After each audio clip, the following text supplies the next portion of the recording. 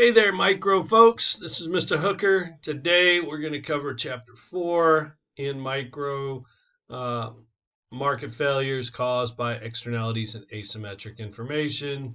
It's pretty interesting. It's a lot to do with pollution. So you have negative and positive externalities. Negative externalities are mostly pollution.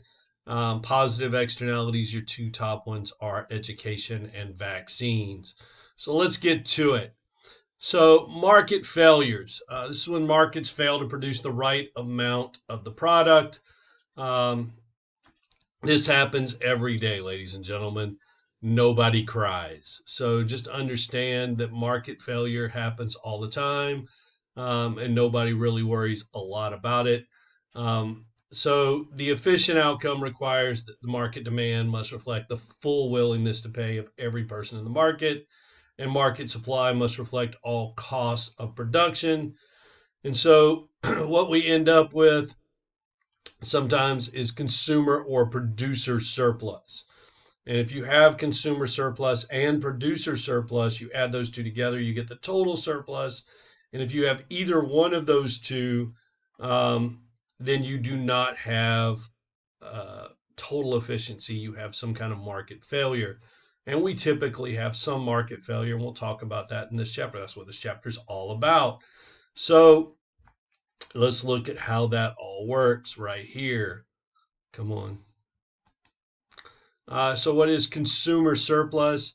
It is the difference between what a consumer is willing to pay for the good and what the consumer actually pays for the good. So it's the extra benefit from paying less than the maximum price for a good. So let's assume that you're looking to buy something. Let's say you want to buy a shirt. Your willingness to pay for that shirt, you're willing to pay, let's say, $30 for that shirt. You really want this shirt. And you go out into the store and you find this shirt for $15. And you're like, score, I have found my shirt. And you buy it for $15. At that point, you have achieved a consumer surplus of $15. The $30 you were willing to pay minus the price of the product, $15. So 30 minus 15 equals 15. That is your consumer surplus. And so that is how we calculate that in this case. So here it is on a table and on a graph. So we have Bob, Barb, Bill, Bija, Brent, and Blessing. We have a good. What are we looking at? They don't say what the good is. So we have a good with an equilibrium price of $8.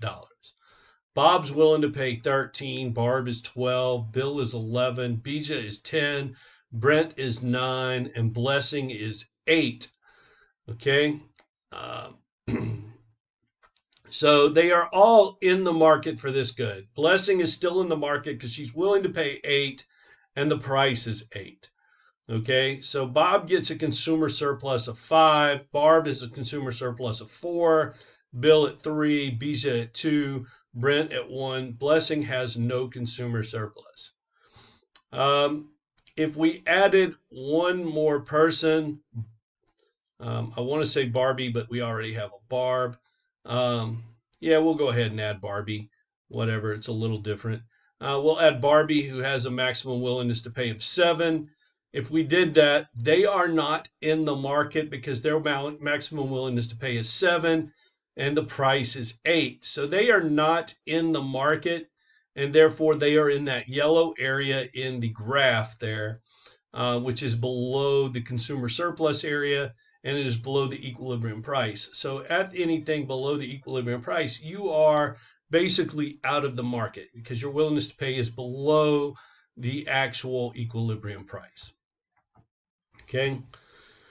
Then we have producer surplus, which is the difference between the actual price a producer would receive and the minimum price that they would accept. So the price that they would receive is the equilibrium price, and the minimum price they would accept is typically what we're going to call marginal cost. All right. So it's the actual benefit from receiving a higher price. So if we go here, we've got Chander. I think that's supposed to be Chandler, but whatever, we'll call it Chander. Chaya, Chuck, Shazin, Shuma, and Chad.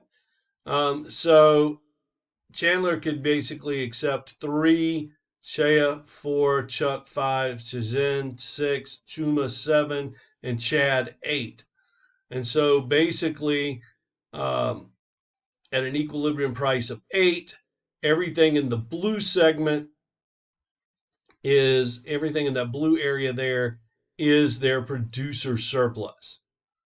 And if we add Charlie in here and they had a minimum acceptable price of 9, they would not be in the market because that is greater than the equilibrium price, and therefore they would be out of the market.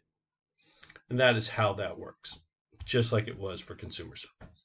So you see consumer surplus here in green, producer surplus in blue. If you add those two areas together, you get total surplus. And if it is that whole area there, then it is maximized.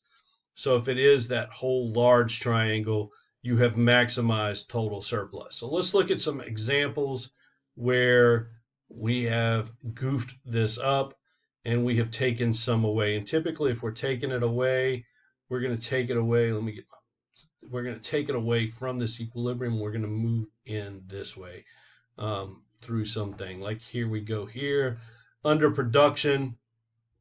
So instead of producing at Q1, we produce at Q2, and we lose this efficiency DBE. We are going to lose that point. And so now our consumer surplus and producer surplus, or our total surplus, is going to be that area ADEC. So instead of ABC, it's ADEC, and it's going to look a little funky. It's going to be kind of, instead of a triangle, it's going to be kind of a quadrangle, and it's not going to look as nice. If we overproduce, this is where this gets kind of funky. Now we've got this BFG triangle over here, and what you're going to do is you're going to draw a line from B along that middle line there, along that middle that would have been the equilibrium price, and you're going to split that. So if I do that here, if I can make that happen, let's see.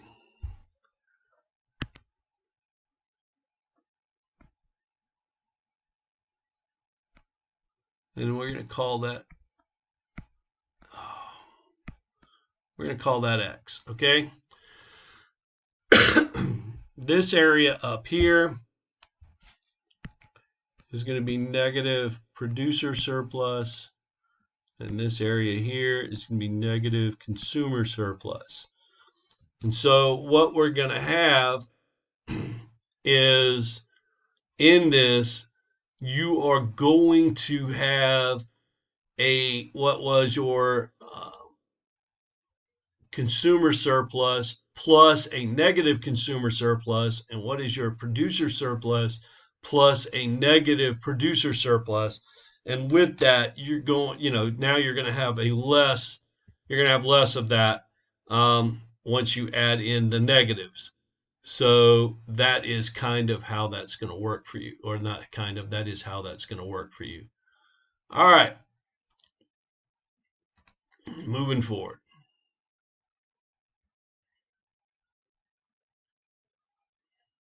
Let's see here.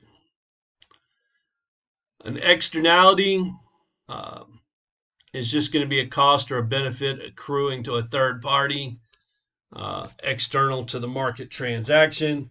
So anything that somebody else does that is not part of the market transaction, that influences somebody that's not part of the market transaction, is an externality. So if we think about pollution, and you've got right now, like I say, I'm doing this summer of 23, and you've got these wildfires in Canada that are coming down. They're influencing New York and the northern U.S., and actually some of it is getting to us here in East Tennessee. That is an externality to us. We're not, nobody's actually done anything. There's no market transaction for us, but we are being influenced by this pollution, and these people in the northern U.S. are being influenced by this pollution. So, and if you look at market transactions, too much is being produced, and so you've got supply side market failures. Look back to the days of steel in Pittsburgh. Too much steel was produced. They actually caused a lot of pollution in Pittsburgh. Uh, I've read stories on that. It's amazing if you actually read up on that. The steel industry in Pittsburgh. They actually had white granite buildings in Pittsburgh, and they would pressure wash them every year, and they would get them back to gray, from black to gray.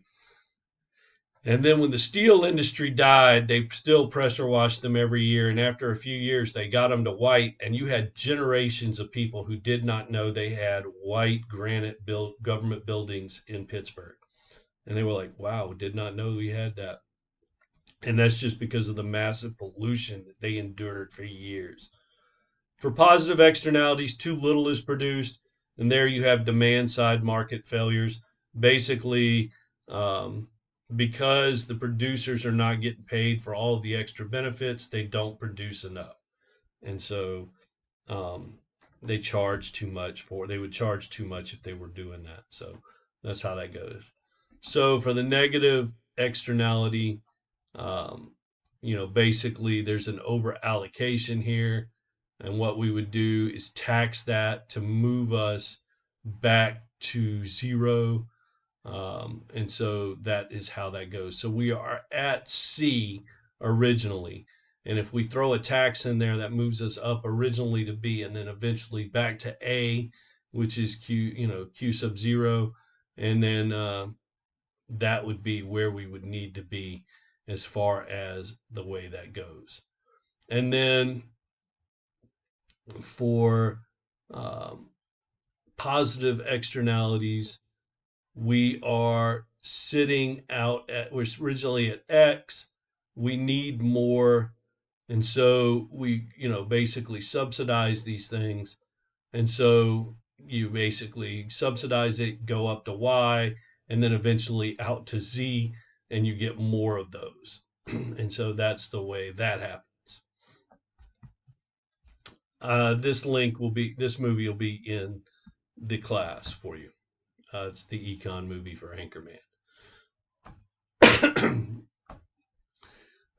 So for government intervention, we can correct negative externalities with direct controls or Pigovian taxes. Direct controls were tried earlier on. We're going to give you another example of how that's done nowadays.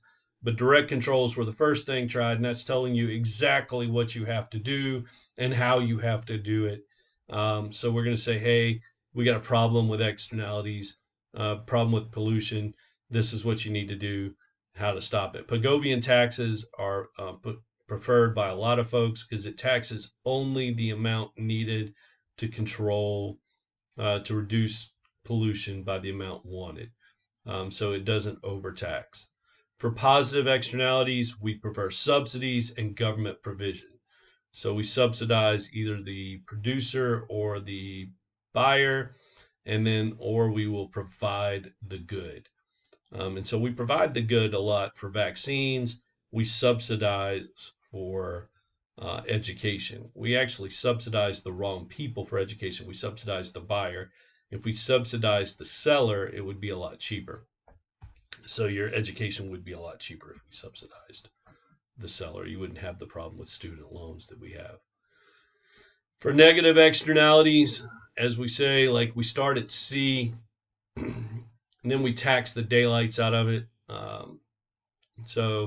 Or do direct controls. Governments like taxes because they get the money out of it.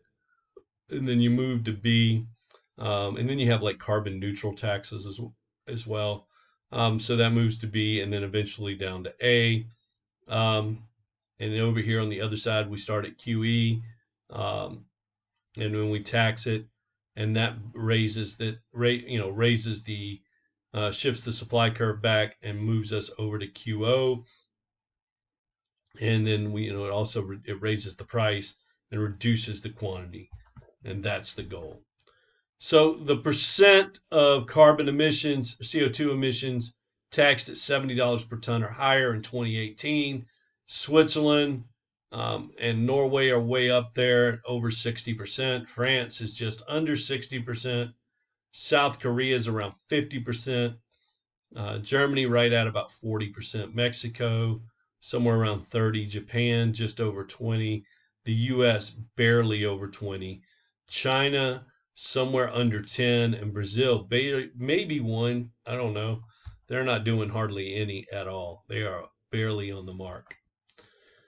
For positive externalities, basically we have an underallocation. So we start at X. We're trying to subsidize these. So we subsidize it, moves up to Y. And this is subsidizing the buyer.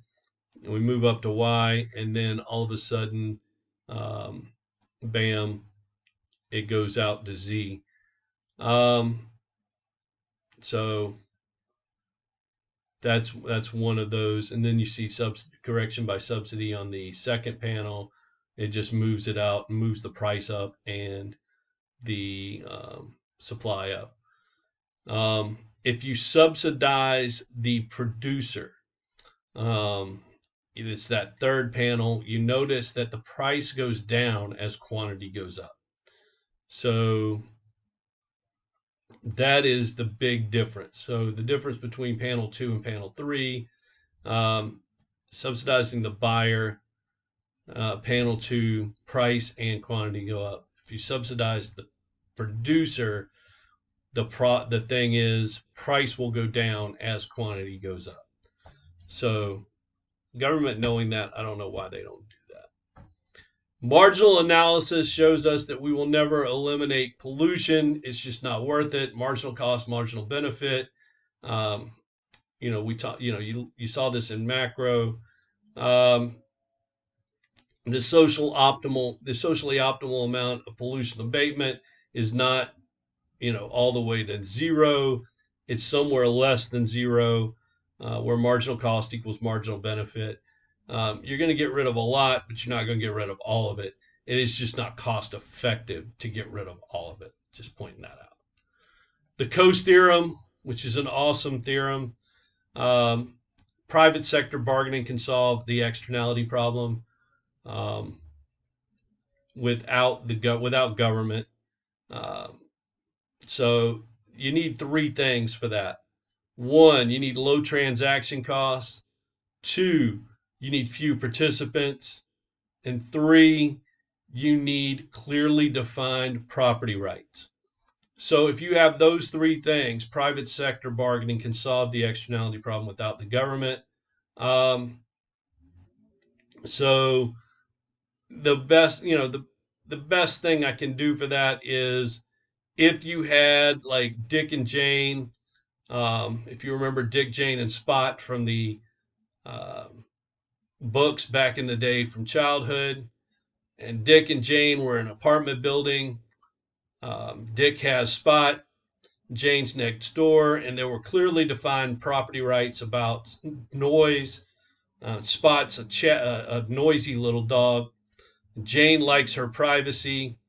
And let's say that there is a noise ordinance, and Spot is just yapping all day long. And Dick values Spot at about $75, and Jane values her peace and quiet at about $100. If there is a noise ordinance and Spot is noisy all day long, Jane's going to go, hey, look, man, you got to get rid of that dog. There's a noise ordinance. I need my peace and quiet. You got to go. Now, Dick's going to be like, hey, I love my dog. Is there anything we can do? She's like, look, I need my peace and quiet. I'm going to call the cops. That dog's got to go. So he realizes at $75, it's not going to, he values the dog at $75. She values her peace and quiet at $100. There's really not much that he can do to do this. He is going to have to put up his dog for adoption or do something else. Maybe he can come to an agreement and say something between $75 and $100, it would be on the higher end, 90 to 95, if he wants to keep the dog, but that's about all he could do with that. Asymmetric information occurs when one party to a transaction possesses information not readily available to the other party at a low cost. This causes scarce resources to be allocated inefficiently, typically requires government intervention to correct. This is the other side. So when sellers possess private information, that's like the gasoline market and the licensing of surgeons. Like if you're about to have surgery, how do you know that the guy that's doing your surgery is really going to do a good job, or how do you know that he won't just jack you up? And someone who's recently been through like a life-changing surgery, that's something that you have to consider. And then when buyers possess private information, we have the moral hazard and the adverse selection problem. Those two are really interesting. They happen a lot in financial services and insurance. Moral hazard happens if like you do a lot of things right to get insurance, and then as soon as you get insurance, you're like, yeah, I don't need to worry about it. I got insurance for that. So you do everything right to get a low insurance rate, and after you get the low insurance rate, you start smoking in bed. You start leaving your keys in your car because, hey, I've got insurance. If it gets stolen, I'll get a new car. That kind of stuff. Leave the keys down. Leave the top down on the convertible because if it gets stolen, it's okay. I'll get a new car.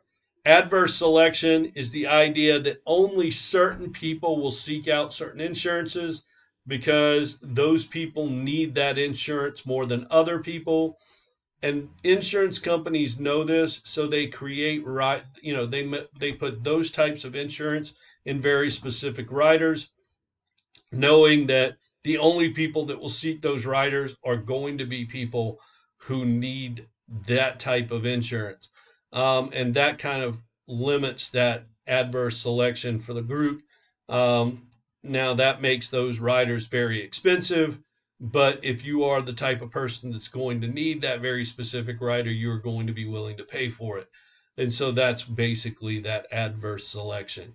It keeps the large premiums out of the whole group, out of the larger group, and puts it on the smaller group. So it's good in that sense. So our last word here, governments want to reduce that air pollution. So knowing they got to account for the marginal analysis, they've started doing what we call cap and trade. So they set a cap for the total amount of emissions. They basically have a random number generator, and they say, these are the number of firms that want pollution permits. We're going to randomly assign you a number of permits. So they assign them a random number of permits with the right to pollute X amount, and then the rights can be bought and sold. It's a great system, in my opinion. Environmental activists hate it because that means that people can actually buy or sell the right to pollute, and so that's a problem for some people. But in my opinion, it's a pretty decent system. All right, y'all have a great day. We'll talk to you later.